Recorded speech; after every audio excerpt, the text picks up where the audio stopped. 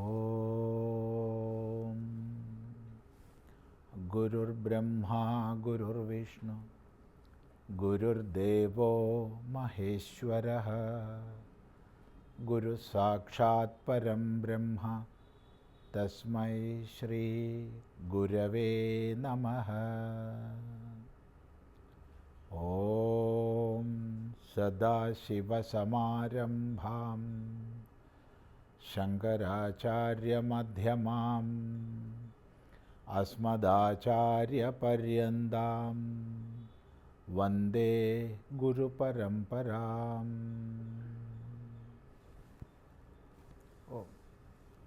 സീതാദേവി ഹനുമാന് ശ്രീരാമതത്വം ഉപദേശിക്കുകയാണ്. ഏകവും അദ്വയവുമായ പരമാത്മാവ് തന്നെയാണ് സൃഷ്ടിസ്ഥിതി തുടങ്ങിയ സകല വ്യവഹാരങ്ങളെയും ചെയ്യുന്ന ഈശ്വരനെന്നും ആ ഭഗവാൻ തന്നെയാണ് ശ്രീരാമനെന്നും തത്വോപദേശം ചെയ്തു. പരമാർത്ഥത്തിൽ വികാരരഹിതമായ അവിടെ എല്ലാ വികാരങ്ങളും അധ്യാരോപിക്കപ്പെടുകയാണ്. അത് പറഞ്ഞുകൊണ്ട് അയോധ്യയിൽ ജനിച്ചത് മുതലുള്ള രാമചരിതത്തിലെ പ്രധാനപ്പെട്ട ഘട്ടങ്ങളെ സംക്ഷേപിച്ച് പറയുന്ന ഭാഗമാണ് നമ്മൾ ശ്രദ്ധിക്കുന്നത്. അതിൽ ഒടുവിൽ നമ്മൾ ശ്രദ്ധിച്ചത് പുഷ്കരശര പരവശയായി വന്ന ആളല്ലോ രക്ഷോനായകനുടെ സോദരി ശൂർപ്പണഖ. ലക്ഷ്മണൻ അവളുടെ നാസികാച്ഛേദം ചെയ്തു. ഈ ഭാഗമാണ്. അവിടെ ഇതിഹാസങ്ങളെയും പുരാണങ്ങളെയും സാമാന്യമായി ഹൈന്ദവ ധർമ്മശാസ്ത്രങ്ങളെ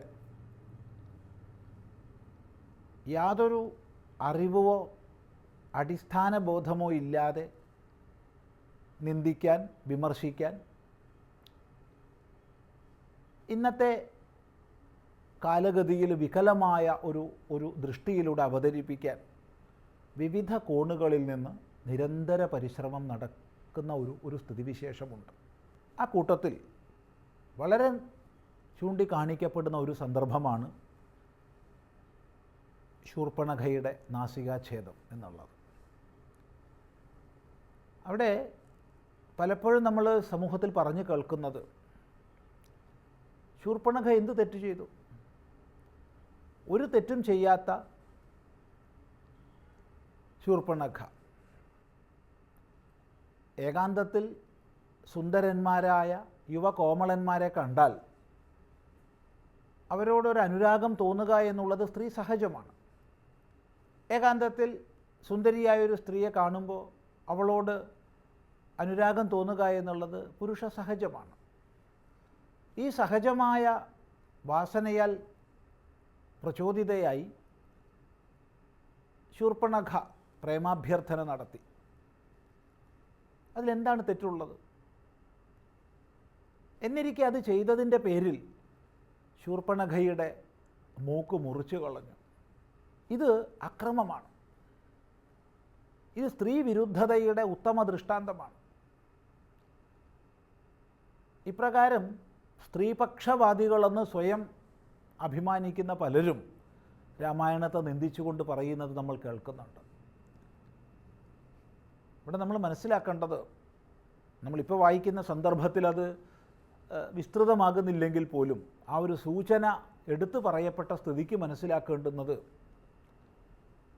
ഒരിക്കലും പ്രേമാഭ്യർത്ഥന ചെയ്തതുകൊണ്ടോ കാമാതുരയായതുകൊണ്ടോ അല്ല ശൂർപ്പണഖയുടെ നാസികാച്ഛേദം ചെയ്തത്. അവിടെ സംഭവിച്ചത്, ശൂർപ്പണഖ ശ്രീരാമനെ സമീപിച്ചു, പ്രേമാഭ്യർത്ഥന ചെയ്തു. ശ്രീരാമൻ തൻ്റെ കൂടെ പത്നിയുണ്ടെന്നും അതുകൊണ്ട് തനിക്ക് ശൂർപ്പണഖയെ സ്വീകരിക്കാൻ അസാധ്യമാണെന്നും അറിയിച്ചു. അനുജനെ സമീപിക്കാൻ ആവശ്യപ്പെട്ടു. ലക്ഷ്മണനെ സമീപിച്ചു. പ്രേമപരവശയായി അഭ്യർത്ഥന നടത്തി. ലക്ഷ്മണൻ പറഞ്ഞു, ഞാൻ രാമനെ സേവിച്ചുകൊണ്ട്, ജ്യേഷ്ഠനെ സേവിക്കുക എന്നുള്ള ഒറ്റ വ്രതം ദീക്ഷിച്ചുകൊണ്ട് വനവാസം ചെയ്യുന്നവനാണ്. അതുകൊണ്ട് തനിക്കിപ്പോൾ ഒരു സ്ത്രീയെ സ്വീകരിക്കുക, കൂടെ കഴിയുക ഒന്നും സാധ്യമല്ല. അതുകൊണ്ട് ജ്യേഷ്ഠനെ തന്നെ പ്രാപിക്കാം.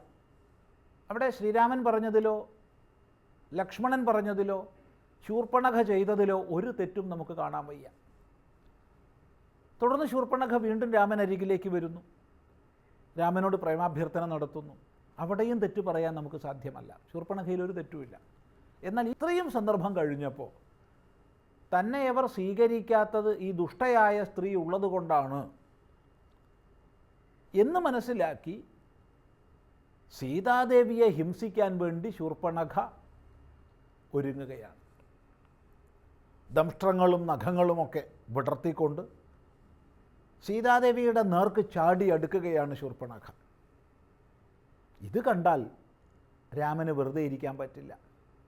ഇത് കണ്ടാൽ ലക്ഷ്മണന് വെറുതെ ഇരിക്കാൻ പറ്റില്ല. രാമൻ സൂചന നൽകി. ലക്ഷ്മണൻ ശൂർപ്പണഖയുടെ മൂക്കിൻ്റെ അഗ്രഭാഗം മുറിച്ചു. ഇതാണ് സംഭവിച്ചത്. ഇതാണ് വാൽമീകിയെ രാമായണത്തിൽ പറഞ്ഞിട്ടുള്ളത്.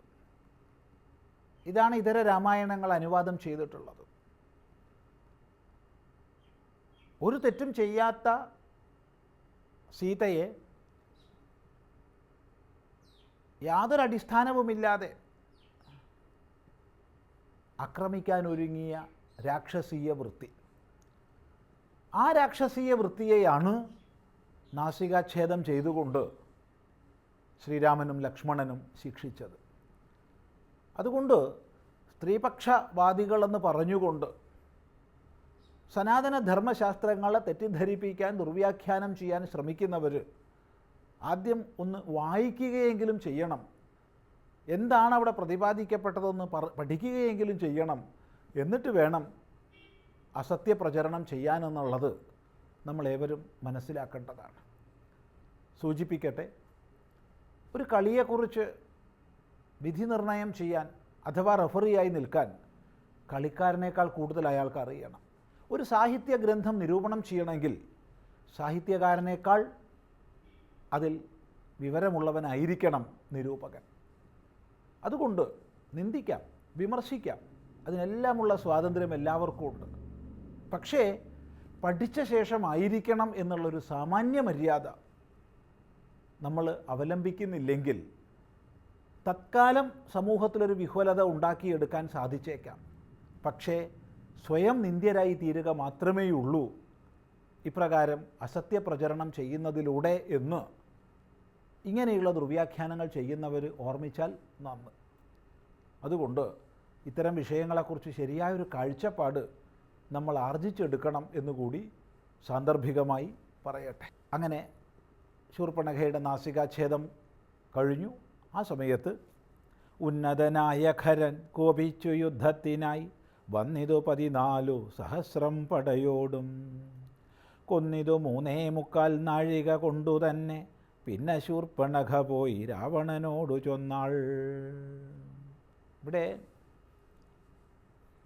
ശൂർപ്പണഖയുടെ നാസികാച്ഛേദം നടന്ന് ക്രുദ്ധനായി ഖരനും ദൂഷണനും ത്രിശിരസും ശ്രീരാമനെ ഹിംസിക്കാൻ വേണ്ടി സസൈന്യം വരുന്ന ഭാഗം സംക്ഷേപിക്കപ്പെട്ടിരിക്കുകയാണ്. 14,000 രാക്ഷസന്മാർ. അവരെ വെറും 3.25 നാഴിക കൊണ്ടാണ് ശ്രീരാമൻ ഒറ്റയ്ക്ക് ഹിംസിച്ചത്. ആ സമയത്ത് സീത ഗുഹയ്ക്കുള്ളിൽ രാമനിർദ്ദേശമനുസരിച്ച് ഒളിഞ്ഞിരുന്നു. ആ ഗുഹയാണ് നാസിക്കിൽ പ്രസിദ്ധമായിട്ടുള്ള സീതാഗുഹ. നാസിക്ക് നമുക്കറിയാമല്ലോ, മഹാരാഷ്ട്രത്തിൽ നാസികം, നാസികാച്ഛേദം നടന്ന സ്ഥലമാണ് നാസികം. ആ നാസികമാണ് പിന്നീട് നാസിക് എന്ന് പ്രസിദ്ധമായത്. ഇന്ന് വലിയ സിറ്റിയാണല്ലോ. അപ്പോൾ പഞ്ചവടിയുടെ തീരത്താണ് നാസികാച്ഛേദം നടന്നത്. അതാണ് നാസിക് എന്നറിയപ്പെട്ടത്. അവിടെ സീതാഗുഹ ഇന്നും ജനലക്ഷങ്ങൾ ദർശനം ചെയ്യുന്ന ഒരു സ്ഥലമാണ്. സാന്ദർഭികമായി പറഞ്ഞെന്ന് മാത്രം. തുടർന്ന് നമുക്ക് അടുത്ത പ്രാവശ്യം ശ്രദ്ധിക്കാം.